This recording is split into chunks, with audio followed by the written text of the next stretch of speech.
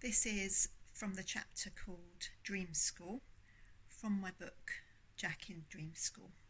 It's when Jack finds himself suddenly in a classroom that he is calm and happy in.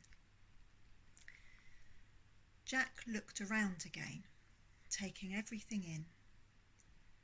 It certainly looks like my classroom, I think, but it feels different, Jack thought to himself.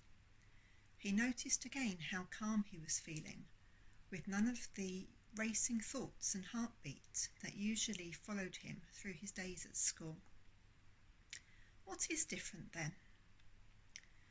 Jack looked across the room and noticed that the tables were more spaced out, and there were only 2 chairs to most tables and just 1 on some. There were 2 tables at the edge of the room that had side partitions between them, like the ones in call centres. He had thought the rest of his classmates must be out doing something else that he hadn't realised or remembered was happening today. But now it seemed clear that there were actually only spaces for 8 children in the class altogether. Was this a new arrangement his mum had received a letter about and not passed on? She knows how he needs to be kept informed of what's happening ahead of time and in as much detail as possible, so that he can process it and picture how it might look, sound and feel. Jack's school teachers didn't seem to understand this about him, as they were always springing changes to the day on the children without warning. Jack assumed he wasn't the only one of his classmates who didn't like not knowing what was going on. But that must be what had happened. Although this change wasn't making Jack panic at all. Instead, he was feeling much more relaxed than he could remember feeling before at school.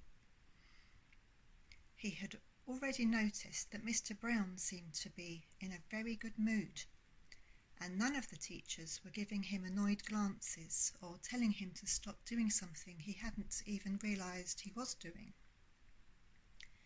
It didn't seem like Martin noticed anything different, as he was just reading his book, as though this is where he always did so. But I'm sure this is the first time Martin has ever looked so relaxed in class. He's usually sat bolt upright at his desk, looking nervous whenever the teachers look over or start talking. Jack had grasped rather guiltily that Martin was often nervous because Jack was making some sort of noise or fidgeting. He was hesitant now, but wanted to ask Martin a question just to check whether he was missing something or just going mad. Martin really hated getting into trouble, as did Jack, although people often assumed Jack didn't mind because of how regularly it happened. From a young age, teachers often seemed to get cross with him for doing things he didn't know how not to do, things that were part of his personality, and so were hard for him to rein in. Sitting still and silently just did not feel natural and didn't make any sense to him. He did try to do it as much as he possibly could so that he wouldn't be told off too often. It was very uncomfortable to have to keep his muscles so tightly in check, and it made him feel like he was going to burst.